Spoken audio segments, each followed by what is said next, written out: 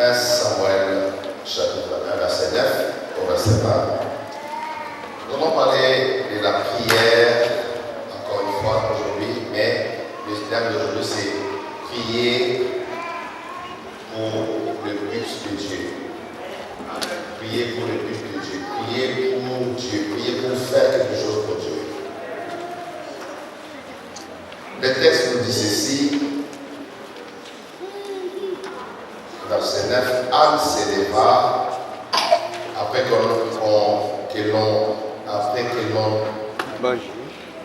l'on eut mangé et bu à Silo.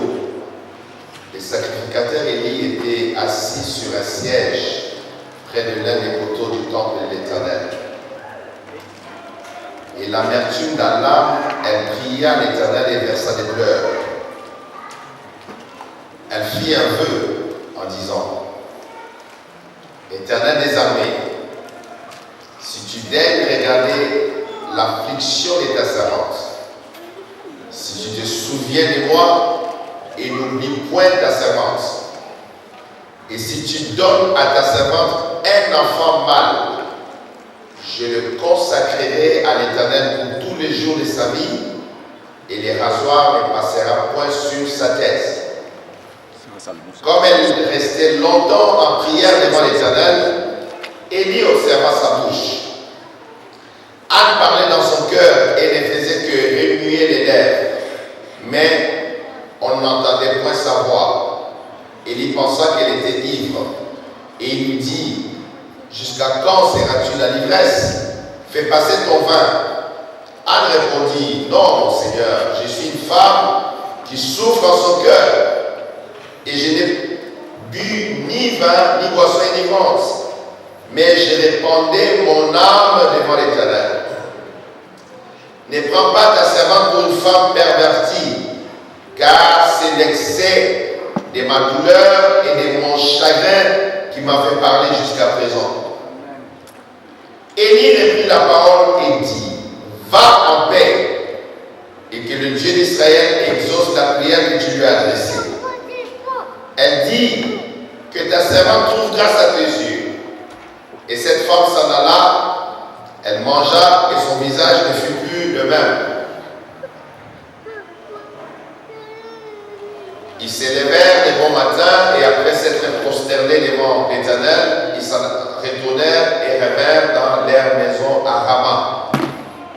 Elkana connut Anne, sa femme, et l'Éternel se souvient d'elle. Dans le cours de l'année, Anne devint enceinte et elle enfanta un fils qu'elle nomma Samuel, car dit-elle: je l'ai demandé à l'Éternel. Alléluia. A connu en Israël,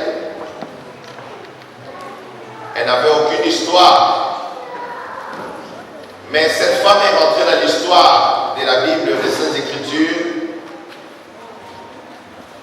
Et elle est rentrée dans l'histoire du peuple de Dieu à cause de sa persévérance dans la prière.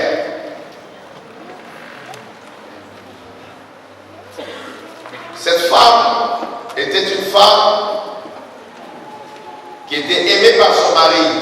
Son mari, Elkana, l'aimait beaucoup. Mais c'est une femme qui a beaucoup souffert. Elle a été dans la souffrance. Et cette souffrance était causée par le fait qu'elle n'arrivait pas à enfanter. Elle n'arrivait pas à concevoir. Et cette situation est très douloureuse pour beaucoup de femmes chrétiennes. Quand Dieu te donne des mariages, tu donnes des mariages, mais tu n'as pas d'enfant. C'est douloureux, c'est difficile. Et beaucoup de femmes se sentent humiliées par la situation. Malheureusement, dans les familles africaines, on met la pression sur la femme qui n'arrive pas à concevoir, qui n'arrive pas à avoir son bébé, ou bien à donner un enfant à son mari. Souvent, les jeunes femmes, les femmes qui sont dans ces conditions-là, vivent des persécutions. D'autres sont insultées, humiliées.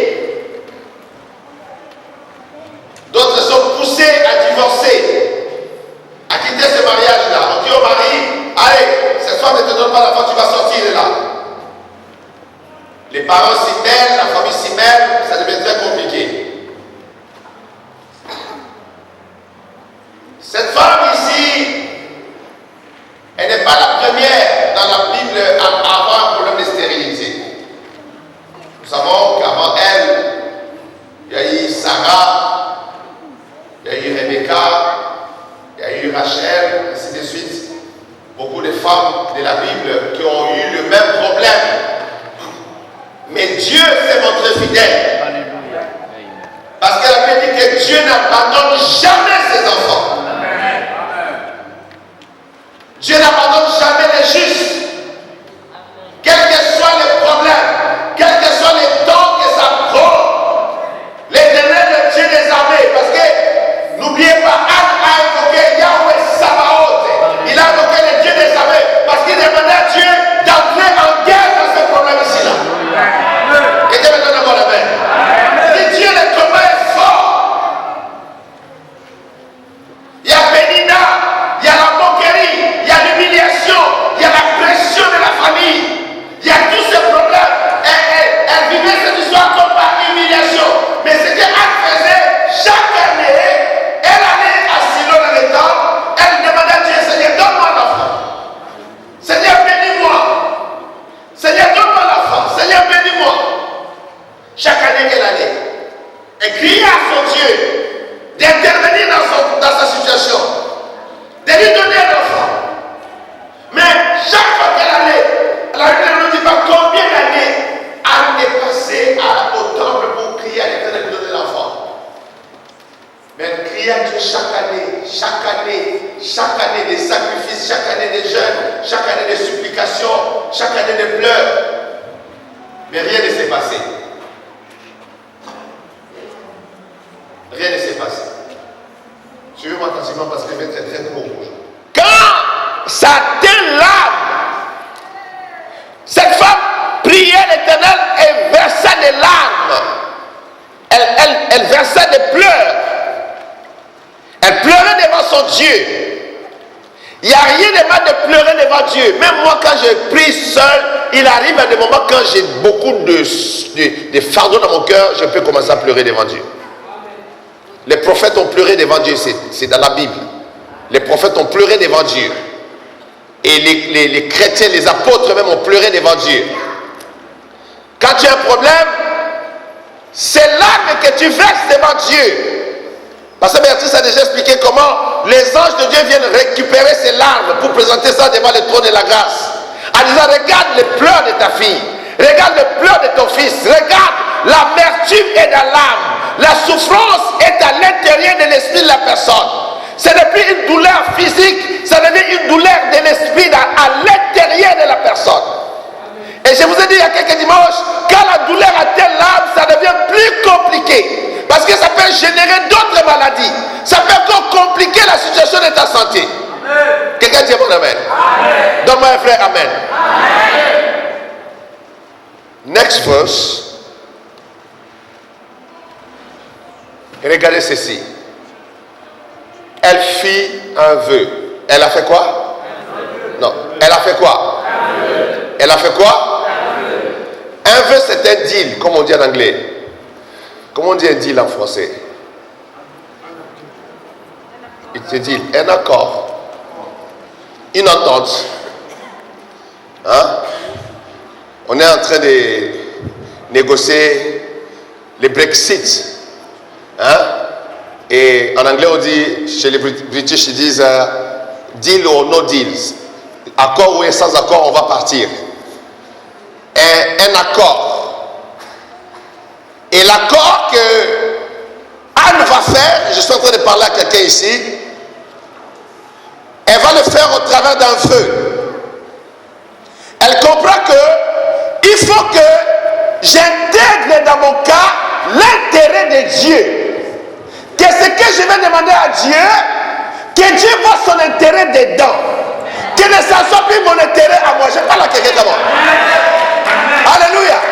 C'est ça le miracle. C'est ça qui a déclenché le miracle de Anne. Et je suis en train de prêcher comme un prophète aujourd'hui. aujourd'hui, je veux que la personne à qui je parle spirituellement saisisse la foi de Dieu, saisisse l'oracle de Dieu et vit le miracle de Dieu. Quelqu'un dit bon amen. Et dit on va avoir un deal, on va avoir un accord avec Dieu. A dit j'ai prié pendant des années. Maintenant, il faut que je puisse attirer l'intérêt de Dieu. Il faut que je puisse associer Dieu dans ce que je demande. J'ai demandé pour moi, j'ai demandé pour moi, mais ça n'a pas marché. Maintenant, je vais demander et pour moi et pour Dieu. Est-ce que je parle à quelqu'un? Je vais demander et pour moi et pour Dieu. Je vais mettre l'intérêt de Dieu dans ma prière. Je vais mettre l'intérêt de Dieu dans ma requête. Je vais présenter ça sous forme que Dieu, si tu me donnes, c'est toi qui vas profiter. Est-ce que je parle à quelqu'un? C'est comme quelqu'un qui dit à Dieu, si tu me donnes la voiture là, non, je prendrai mes frères et sœurs à la gare et je les amènerai toujours à l'église. Et Dieu dit, ah, ça c'est intéressant pour moi. Donc il ne demande pas la voiture pour lui-même, mais c'est que si je lui donne, je parle à quelqu'un comme il sait que si je lui donne la voiture là, mes enfants ne marcheront pas à pied. Quand il y aura la grève de SNCF, la voiture ira jusqu'à Gare du Nord et les ramènera à l'église. Et quand la sagesse de Dieu rentre dans ton esprit, tu prends l'intérêt de Dieu. Tu dis que moi je ne me retrouve pas, Dieu ne répond pas. Mais pour que je me retrouve, il faut que Dieu se retrouve. Dis à ton voisin qu'il faut que Dieu se retrouve. Dis-lui, dans ton problème, il faut que Dieu se retrouve. Non, je ne sais pas qui je suis en train d'enseigner aujourd'hui là. Comment quelqu'un dit gloire à Jésus. On a compris, chaque année à Silo, il n'y a pas de réponse, il n'y a pas de réponse. Cette fois-ci, l'amertume est dans l'âme, la douleur est dans son esprit. Il dit, non, je dois changer ma manière de prier. Elle cherche, où est l'intérêt de Dieu? Qu'est-ce qui va plaire à Dieu et qui va aussi m'enlever la hanche? Qu'est-ce qui va plaire à Dieu et qui va me délivrer de ce problème? Moi je serai délivré, mais Dieu sera glorifié.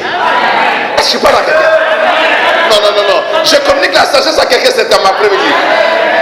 C'est ça le vœu de Anne. Il dit il faut que Dieu se retrouve dans cette affaire. Parce que depuis que j'ai commencé à prier, Dieu ne se retrouve pas dedans.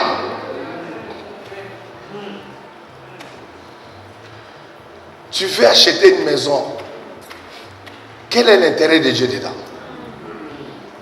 Tu veux te marier. Quel est l'intérêt de Dieu dedans? Quel est l'intérêt de Dieu dedans? Suivez-moi. Le jour de mon mariage avec maman Béatrice, j'avais une dizaine de pasteurs qui nous encerclaient pour la prière. Je crois 15 pasteurs étaient tout autour de nous. Et puis on était à genoux. Et puis dans mon cœur, j'ai dit à Dieu, Seigneur, je te fais un vœu.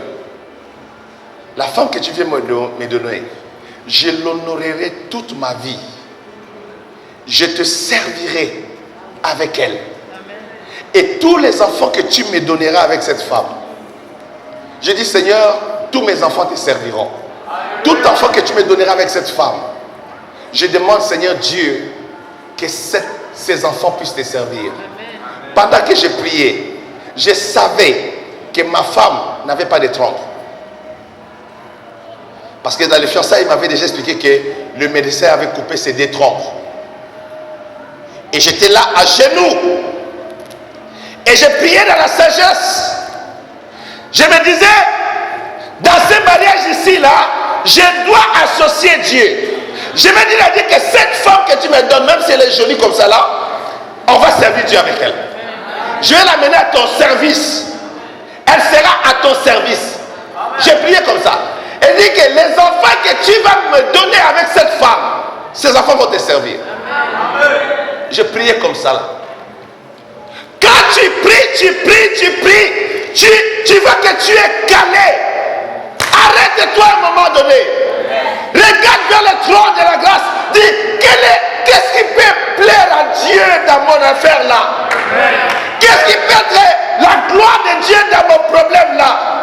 Comment je vais prier pour que Dieu se retrouve dans vos problèmes et réponde pour sa gloire. Mais moi, je serai délivré. Et moi, je serai béni. Et moi, je serai honoré. Je parle à quelqu'un comme moi. Et Anne fit un feu en disant, Éternel des armées. Il y a plusieurs noms de Dieu. Tu dois avoir la sagesse de quel nom invoquer. Non, je parle à quelqu'un. Anne savait que c'est un combat. Il ne m'a pas évoqué Jehovah Shammah. Il dit Yahweh Sabaoth. Non, je parle à quelqu'un comme moi. Alléluia. Il dit ça c'est un combat. Et dans le combat, Dieu a donné différents noms pour manifester sa gloire. Alléluia. Il n'a pas dit Jean-Baptiste que nous, le Dieu de justice. Il a dit ça c'est un combat. Et elle a invoqué Yahweh Sabaoth, l'éternel des armées. Zamena Mapinga. Non, come on people. L'éternel des armées. Zamena Mapinga. Ça c'est un lingala. On ne blague pas lingala, on blague Mapinga la lola. Ça veut dire les armées célestes. Alléluia. Et quand on dit le Dieu des armées, c'est les armées imbattables, invincibles. Alléluia. On ne peut pas vaincre ces armées-là. On ne peut pas les dominer. Ce sont les armées qui sont au-dessus de toutes les armées qui existent. Alléluia. Ce sont les armées qui, ça rentre la guerre, c'est pour la victoire totale. Quelqu'un dit Alléluia. Même si ton grand-père est le chef de tous les sorciers, quand l'éternel des armées s'élève, il va anéantir la puissance de la sorcellerie.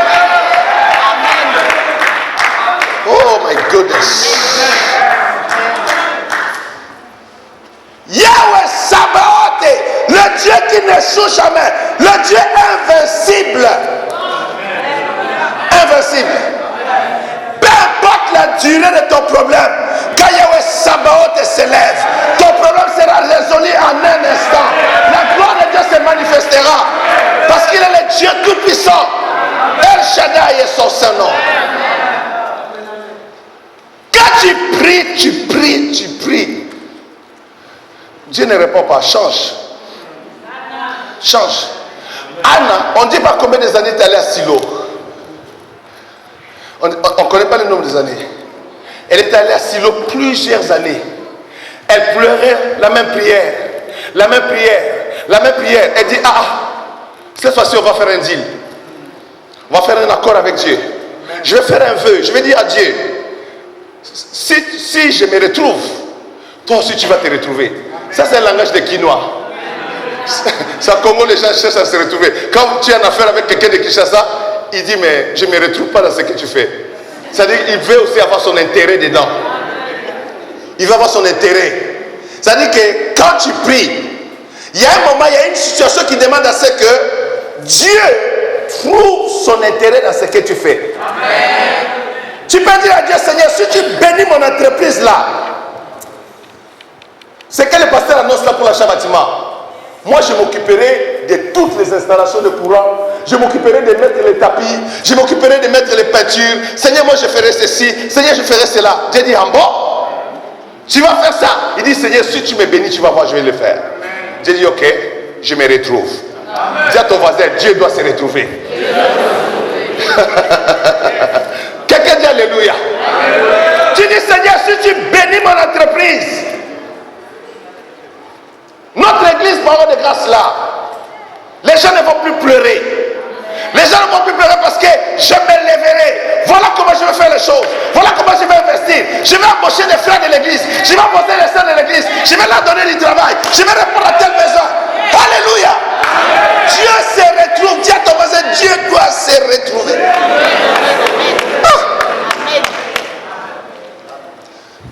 Beaucoup prient des prières égoïstes. Dieu ne voit pas son intérêt dedans.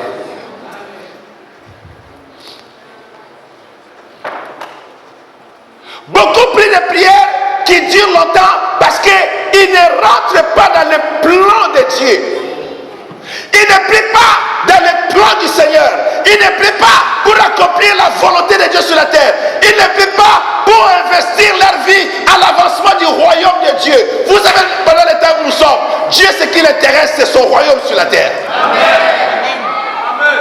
Quand tu t'engages dans la prière, par rapport à ton problème, tu dis, Seigneur, si tu interviens dans ma situation, ton œuvre ira de l'avant.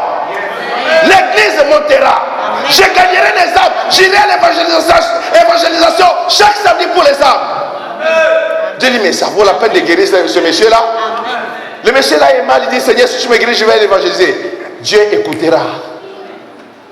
Donc si je te guéris, tu vas l'évangéliser. Tu dis, oui papa, si tu me guéris, demain matin, je vais évangéliser. Je vais amener même 3 âmes demain déjà. Je dis, oh. Donc cet homme, ça vaut la peine de le guérir. Parce que cet homme veut aller gagner les âmes pour moi. Ce dimanche, je voulais donner une petite sagesse à quelqu'un. Change ta manière de présenter les choses à Dieu. Quel est le plan de Dieu? Est-ce que ta vie et ta prière sont orientées vers les projets de Dieu sur la terre? Est-ce que la main de Dieu que tu demandes dans ta vie, qu'est-ce que ça va contribuer à l'avancement de l'église? À l'avancement du travail que Dieu fait avec ses serviteurs, ses servantes? À l'évangélisation mondiale? Au secours des enfants pauvres, des enfants démunis qui sont dans la rue? Qu'est-ce que la délivrance que Dieu va te donner va contribuer pour toi? C'est ça le problème ici là. Elle fit un vœu, un deal, en disant, Éternel des armées, si tu daignes regarder l'affliction de ta servante, si tu te souviens de moi, et n'oublie point ta servante, si tu donnes à ta servante un enfant mâle, la précision dans la prière. Non, je dis la précision dans la prière. Je répète, la précision dans la prière. Ta prière n'est pas vague, la prière n'est pas tu es précis du Seigneur. Si tu me donnes un mal, une fois j'ai eu un couple qui avait un problème de conception. Ils étaient devant moi. Je demande à la femme, au mari, quel enfant que vous demandez à Dieu pour que je prie? Une fille ou un garçon? La femme était plus rapide que son mari dit, papa, une fille. Je regarde le mari dit, bon papa, comme elle a demandé une fille, on va demander une fille. Je dis, je vais être précis comme ça, quand je vais prier, moi je vais demander une fille. Et Dieu que je prie, il va vous donner une fille. Ils se sont mis à genoux. J'ai prié. Je dis, Seigneur, tu as entendu. Ils sont venus voir ton serviteur, parce que je suis ton serviteur. Maintenant, Seigneur, ce couple s'est mis en accord pour avoir une fille dans leur vie. Et moi, je prie que tu leur donnes une fille, afin qu'ils sachent que toi, tu es vivant et que ton serviteur a été envoyé par toi. J'ai prié, je leur ai posé les mains, ils sont partis. 3 mois après, la femme était déjà enceinte, elle ne savait pas, elle se promenait comme ça là. Elle est enceinte, elle ne sait pas. Et puis, fait un malaise, elle va l'hôpital dire non, je ne me sens pas bien, je ne sais pas qu'est-ce que. Le médecin dit, hey, toi, tu as 3 mois de grossesse. Grossesse, il est où la grossesse?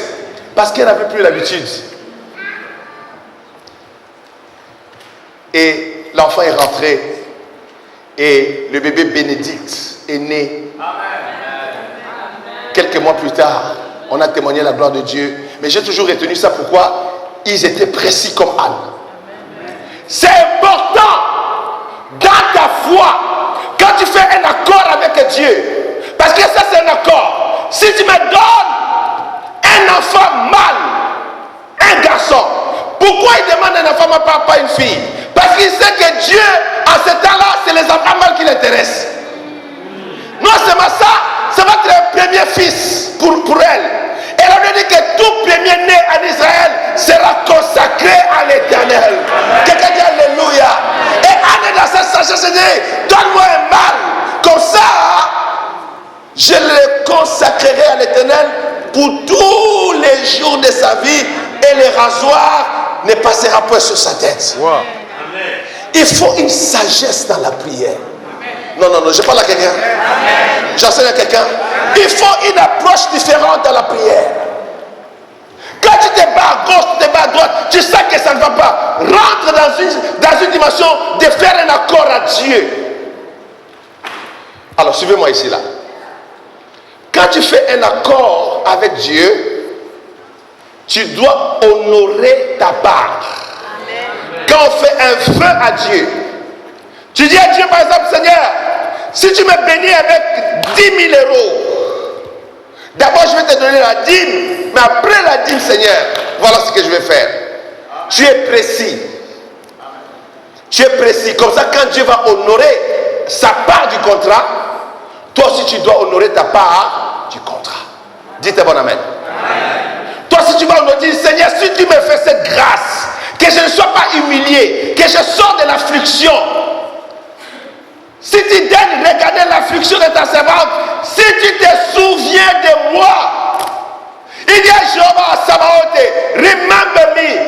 Souviens-toi de moi. Kani Sangai, comment ça n'a été? Ne m'oublie pas, Yahweh. Tu es le Dieu des armées. Souviens-toi de moi. Remember me, Lord.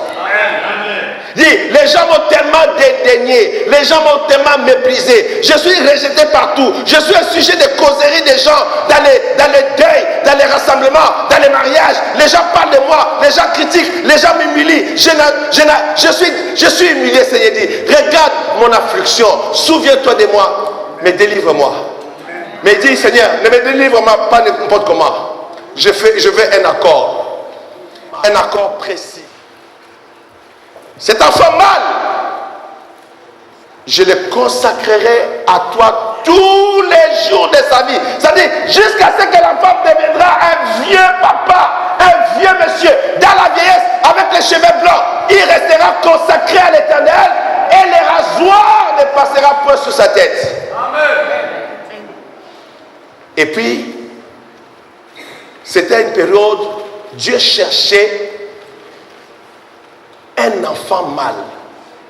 Dieu cherchait qui établit comme prophète en Israël. C'était un temps où il n'y avait pas de prophètes. Il y avait les sacrificateurs Élie dans les temples. Les sacrificateurs Élie étaient là. La Bible dit qu'il était assis dans les temples. Mais cet homme était vieux. Il n'avait plus la connexion avec la gloire de Dieu. Il manquait le discernement de beaucoup de choses. Il y a beaucoup de choses qui l'échappaient spirituellement parlant. Mais Dieu cherchait à réallumer la lampe prophétique en Israël. Dieu cherchait à rétablir, à restaurer le ministère prophétique en Israël. Mais Dieu disait, qui je vais prendre? Qui sera consacré à moi? Qui sera à mon service? Et Anne arrive avec cet accord, dit, je te propose, Éternel. Je sais que tu cherches quelqu'un qui va te servir. Moi, je te propose mon fils. Mais si tu me donnes ce fils-là, il sera ton prophète.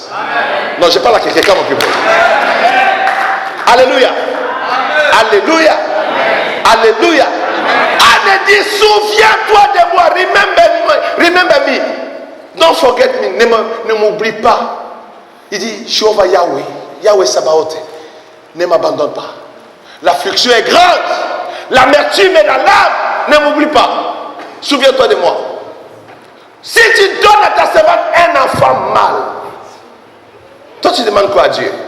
Quel est ton accord? Quel est le plan de Dieu que tu as, que tu veux accomplir à partir de la bénédiction que Dieu te donne?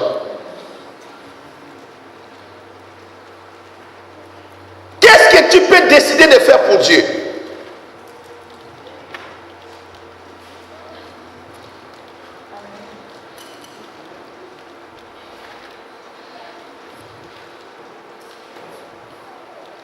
Je connais un frère au Congo qui a décidé, lui seul, de bâtir les temples de l'église sans que personne mette un centime.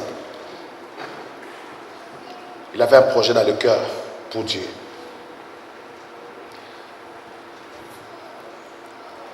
Et Dieu l'a aidé, il l'a fait.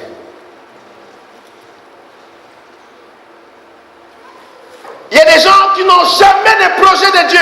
Tu pries, mais le plan de Dieu n'est pas dans ton esprit. Ce qui concerne Dieu n'est pas dans ton âme. Tu n'es pas en connexion avec le trône pour savoir, mais qu'est-ce que Dieu veut dans ce temps ici-là? Qu'est-ce que Dieu veut que ça s'accomplisse? Quels sont les projets qui sont en cours pour Dieu? Pour que je fasse quelque chose qui réponde aux besoins de Dieu dans cet instant. Comment tu pries? Comment tu pries?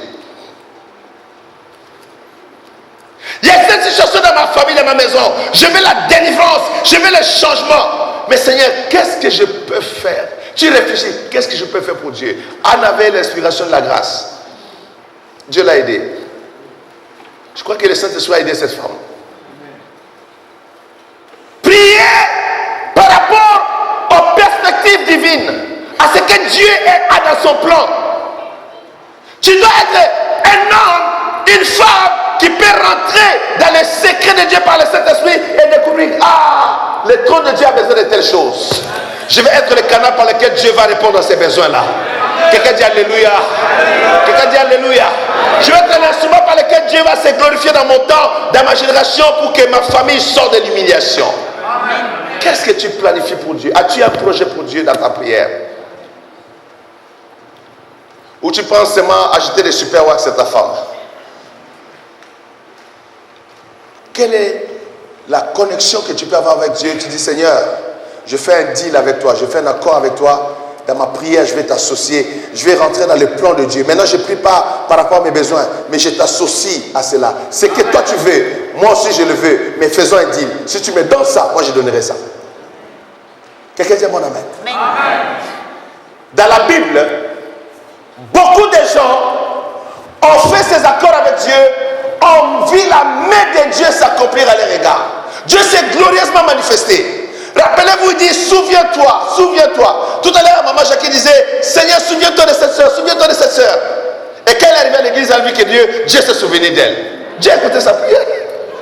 Alléluia. Alléluia. Souviens-toi.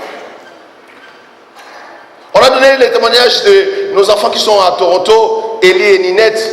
Leur cas était compliqué. Vous savez, on accuse souvent les femmes de stérilité, mais on oublie la stérilité des hommes. Beaucoup d'hommes sont stériles. Mais dans les couples et les femmes, les gens ne savent pas. Ils pensent seulement que c'est la femme qui est stérile. C'est toujours la femme qui est stérile. C'est toujours la femme qui a les trompes bloquées. Mais il y a des hommes stériles qui ne peuvent pas donner la vie. Leurs semences n'ont pas de vie dedans. C'est vide. On a rencontré beaucoup de cas comme ça déjà dans la foi. Donc, dans ces cas ici, ni le frère Élie ne pouvait féconder sa femme, et la femme non plus n'était pas en état de concevoir. Son corps ne pouvait pas lui permettre de recevoir un enfant. Les deux côtés étaient bloqués. Le diable, c'est un diable méchant. Non seulement le diable, mais il est un diable méchant, un méchant diable. Il faut toujours penser que le diable est un méchant diable. Il est déjà diable, mais il est surtout un méchant diable. Il a bloqué les deux côtés. Il a bloqué l'homme, il a bloqué la femme. Et nous avons prié. Et Dieu a brisé les malédictions, Dieu a brisé les choses. Et puis boum, ils ont reçu le bébé. Le bébé est rentré dans le ventre. Maintenant le bébé grandit, les complications commencent, des menaces d'avortement. La dernière, c'était grave. Vous savez, une première grossesse, la femme ne connaît pas tout ce qui se passe. Elle est en train de faire des contractions, elle ne sait pas. Elle dit, c'est moi, j'ai des douleurs. Elle se voit, elle dit, j'ai des douleurs. Et puis, les contractions ont commencé depuis longtemps, elle ne sait pas. Et puis, elle arrive à la contraction de 2 minutes, 2 minutes. Ça commence à provoquer. Donc, 2 minutes, le bébé va sortir. Tous ceux qui savent, le bébé est en train de dire, je dois sortir. Elle arrive à ce moment, j'ai en train d'accoucher le bébé, prématurément. On l'amène à l'hôpital, on m'appelle ici. J'étais dans mon appartement, téléphone, papa, il y a une urgence ici, on n'arrive pas à voir maman Béatrice, il faut intervenir.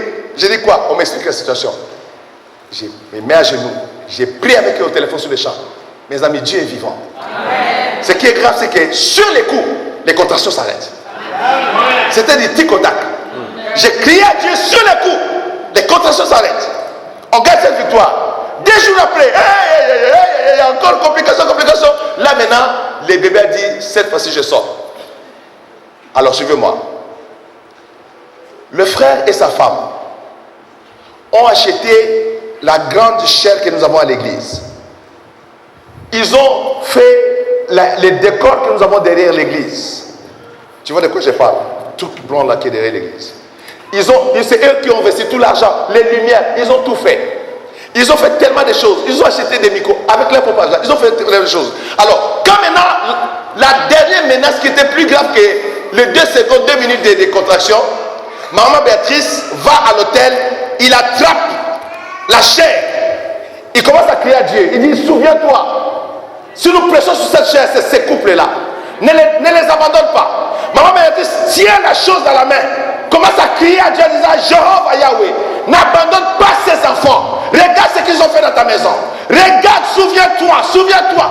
Cette phrase-là, souviens-toi, souviens-toi, souviens-toi. Elle a attrapé, crié à Dieu. Pendant qu'elle crie à Dieu, le miracle s'opère à l'hôpital. Quelqu'un dit bon amen, comment? Qu'est-ce que tu fais pour le royaume de Dieu dans tes prières? Comment as-tu les projets de Dieu dans ton âme, dans ta vie? Quand tu es chrétien, tu viens à l'église. Quels sont les projets que tu viens? Il y a des gens qui ont construit des temples pour Dieu. Pendant le temps de la détresse, ils sont allés sur le mur de ce temple-là. Ils ont posé leur main et dit, Jéhovah Yahweh, souviens-toi.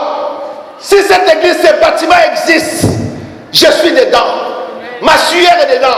L'argent de ma famille est dedans. Souviens-toi, tu es le Dieu vivant. Agis Adonai. Et à crier à Dieu. Dieu, c'est un Dieu de souvenirs. Non, je parle à quelqu'un ici là. Dieu n'abandonne jamais ses enfants. Dieu se souvient de tous les bienfaits qu'on a fait pour son œuvre, pour son royaume sur la face de la terre. Dieu se rappelle de tout ce que nous avons fait dans notre vie chrétienne. Quand nous avons investi 1 centime, 1 euro pour le royaume de Dieu. Quand nous avons fait que Dieu se souvient. Maman Béatrice, dans cette prière, elle s'est battue avec les strades. Elle a attrapé seulement ça. Elle dit, Daddy, j'ai seulement attrapé cette chose-là. Et j'ai crié à Dieu en disant, souviens-toi. La chose que je tiens dans la main, c'est ces enfants-là qui l'ont eu. Qui l'ont amené jusqu'ici. Ils ont commandé ça à partir des États-Unis. Ça vient des États-Unis. Ils ont payé, ça coûtait tellement cher. Et c'était là devant Dieu, ça parlait pour eux. On dit à l'Éternel, si tu me donnes un enfant mâle, je consacre cet enfant à toi. Je consacre l'enfant à toi pour tous les jours de sa vie. Pour tous les jours de sa vie. Qu'est-ce que tu penses? Est-ce que as-tu des projets quand tu pries? Est-ce que tu associes Dieu dans ce que tu pries? Est-ce que Dieu se retrouve dans ça? Est-ce qu'un homme de Dieu, une femme de Dieu, ton église peut s'appuyer en disant, ah Jésus, souviens-toi de ces paniers ici là, souviens-toi. C'est cette femme-là. Rappelez-vous de Dorcas. Dorcas dans la Bible, hein? Tabitha, c'est ça? Dorcas Tabitha. Cette femme est morte. Elle est morte. Les chrétiens disent quoi? Qui est mort là? Tabitha. Il dit non, elle ne va pas mourir. Amen. Les chrétiens, ce n'est pas les pasteurs de l'église qui avaient décidé. Les chrétiens de l'église ont dit, nous refusons. Appelez Pierre de venir ici. Envoyez une délégation chez Pierre, que Pierre arrive ici. On ne va pas enterrer cette femme. Les femmes de cette ville ont pris les habits. Tout ce que Tabitha faisait comme vêtements. Ils ont présenté ça à l'Éternel. Cette femme a dit, Seigneur, regarde. Cette femme qui dort là, sans souffle. Regarde ce qu'elle faisait. Toutes les veuves que Tabitha Dorcas aidait, les veuves là se sont levées avec les habits des bébés, avec les tissus que Tabitha faisait pour eux. Elle donnait ça quand tu m'as dit, Jéhovah, toi tu es le Dieu d'Israël, tu es vivant. Tu n'abandonnes jamais tes enfants. N'abandonne pas Tabitha. Ils ont présenté à Dieu les preuves de ses bonnes œuvres. Elles ont présenté à Dieu l'amour qui était dans la vie de cette femme. Pour dire, Seigneur, cette femme n'était pas inutile au milieu de nous. Ce n'était pas une personne inutile pour le royaume de Dieu. Cette femme était utile. Elle a fait des choses que d'autres ne faisaient pas. Nous refusons qu'on l'enterre. D'abord, nous refusons sa mort et nous refusons qu'on l'enterre. On est allé appeler Pierre. On dit à Pierre, apôtre, on est désolé, tu dois te déplacer. Pierre demande, mais c'est quoi? Il dit, mais c'est Tabitha. Hein? Tabitha. Il dit, si c'est Tabitha, j'arrive. Pierre arrive. Pierre réveille la femme. Dieu écoute la prière de son serviteur. Puis Tabitha revient en vie.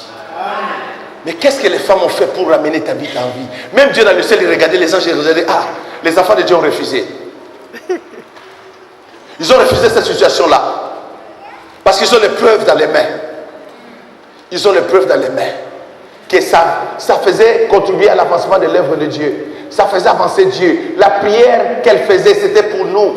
C'était une femme qui nous visitait quand on était malade. C'était une femme qui nous soutenait quand on était malade. Quand on manquait à manger, Tabitha t'a préparé pour nous. Tabitha nous visiter à la maison. Elle était serviable, elle était sociale, elle était une femme extraordinaire. On n'accepte pas qu'une personne comme ça meurt et les personnes méchantes restent à vie avec nous. Il dit non, non, non, non.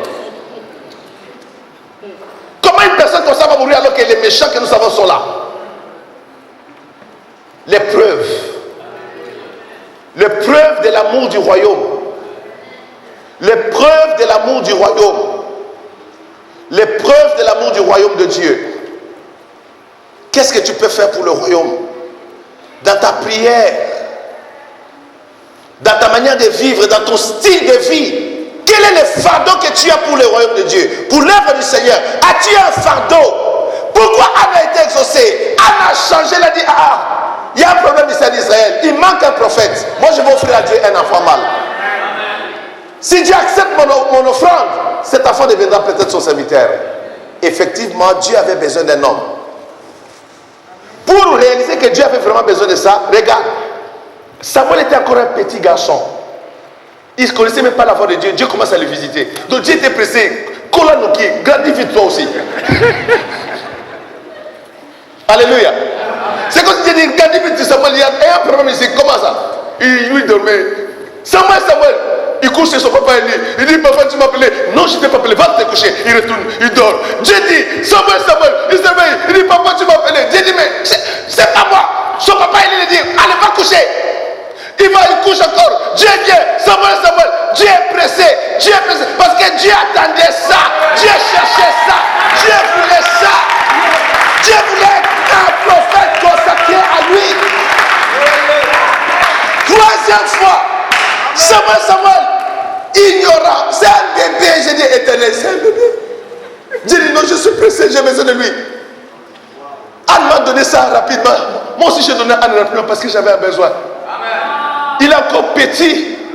Mais Anna a demandé ce que j'avais. Je l'ai donné rapidement pour que je récupère rapidement. Et troisième fois, Samuel, les petits se lèvent. Papa, il dit, toi je t'ai dit, ce n'est pas moi qui t'appelle. Et puis il dit, peut-être c'est l'Éternel. Il dit, retourne te coucher. Si on t'appelle encore, dis Éternel, ton serviteur écoute. Amen. Regardez le cœur de Dieu. Est-ce que je parle à quelqu'un? Regardez le cœur de Dieu. Ce n'était pas une offrande vaine. Quand Anne a dit, je le consacrerai à l'Éternel pour tous les jours de sa vie, Dieu dit, c'est ce que je suis en train de chercher. Peut-être Dieu inspectait les enfants d'Israël, il voyait dans leur cœur que non, ça ne va pas.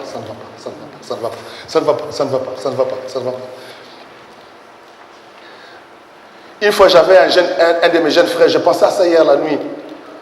Il était tellement malade, il était à 2 doigts de la mort. Je suis arrivé à l'hôpital. Mes amis, l'esprit de mort existe. Ce n'est pas de la blague. J'étais, pour ceux qui connaissent Kinshasa, à l'hôpital de Kalembelembe. C'est ça, je n'ai pas oublié. Il y a un hôpital pour les enfants là-bas. Pédiatrie de Kalembelembe. Là où il y avait les bus. Mes amis, il n'y a pas de traitement. Si vous ne priez pas, les médecins ne soignent pas. Ils passent avec... Il y a un médicament qu'on donne à tout le monde, de pénicilline. Vous vous rappelez de ça? Moins de pépé, piqûre pénicilline. Moins de gauche pénicilline. Moins de droite. Les enfants sont avec les pénicillines qu'on demande. Comme ça. L'enfant est en train de mourir. Mes amis, j'ai vécu ceci. Regardez. Entre 11h et midi, les enfants mouraient. Entre 17h et 18h, les enfants mouraient. Quand on est dans la grande chambre, il y a plusieurs enfants, il n'y a pas de place. Ça commence à 11h20 midi, ça s'arrête. Midi 30, ça se stoppe. On a un peu d'accalmie. 17h. Mes amis, c'était comme un film. 17h, avant qu'on arrive à 18h, l'esprit de mort passe encore. Les enfants commencent à mourir. 22h, arrivé à minuit, mes amis. Non, le diable existe. Et il est très méchant. 22h avant d'arriver à minuit, des morts. Là-bas, on crie. Après, pour tout ça, ça s'arrête. L'âge de la mort vient de passer. My God.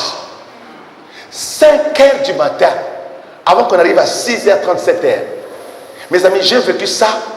Je me suis dit, ce n'est pas possible. Alors, comme j'étais chrétien, j'ai commencé à prier. Et puis, j'ai eu la sagesse. J'ai dit, il y a trop de combats ici. Moi, je ne vais pas prier pour tout le monde ici. Hein. Je vais prier pour ici. Ne rentre pas dans les combats des autres. Sois sage. Non, je parle à quelqu'un ici là. Alléluia. Je n'étais pas fort comme je suis aujourd'hui. Oh, je suis un peu fort quand même. Par rapport à l'époque là-bas. Amen. Parce que j'avais 20 ans. Vous imaginez, j'avais 20 ans. J'étais trop jeune. Je n'étais pas aussi mature qu'aujourd'hui dans la foi. Mais Dieu m'a donné la sagesse de ne pas éparpiller mon combat. Dans la vie, sois sage. Amen. Ne rate pas dans les combats des autres comme ça là. Seigneur, si tu le sauves, un jour il te servira. Il faut avoir la sagesse. Amen. Je disais, Jéhovah Yahweh, si tu sauves mon petit frère, un jour il te servira. Un jour, je n'étais même pas sûr qu'il va servir Dieu. Mais c'était un deal. J'ai attiré Dieu dans son intérêt. Il faut avoir la sagesse. Je parle à quelqu'un comme moi. Il faut avoir la sagesse. J'étais là.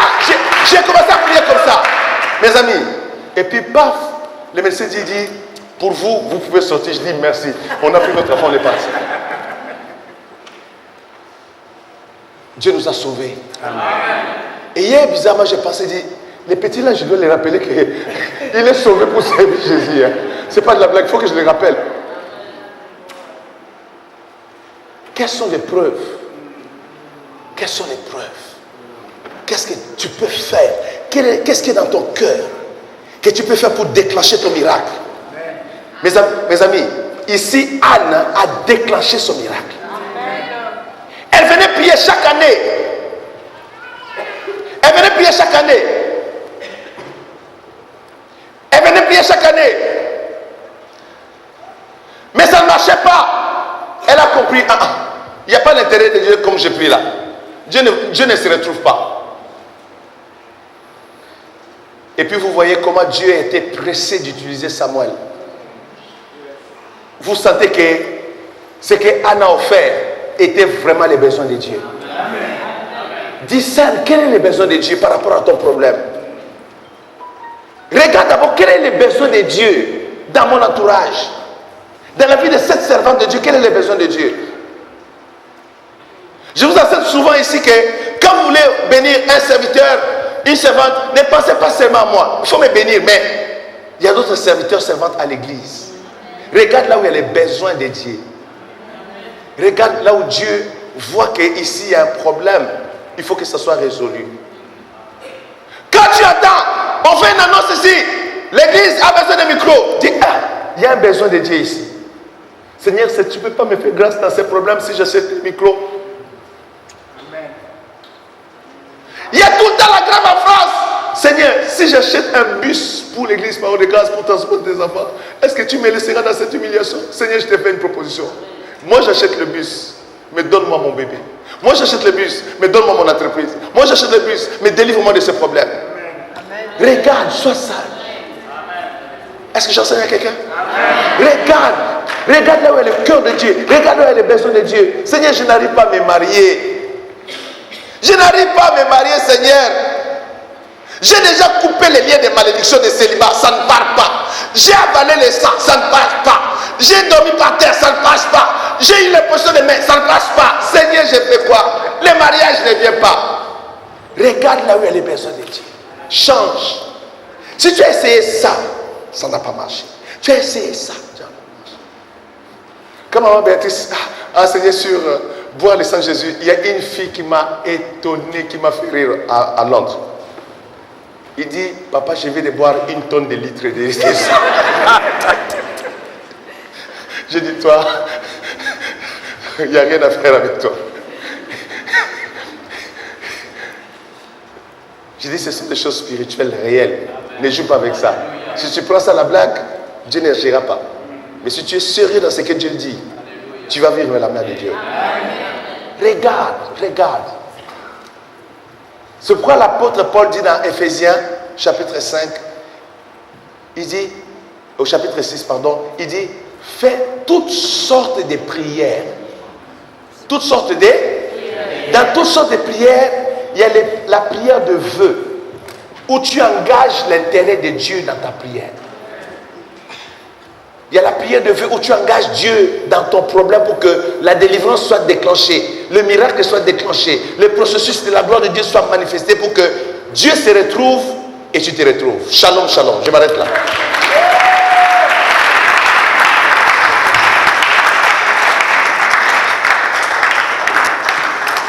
Non, quelqu'un peut acclamer Jésus là.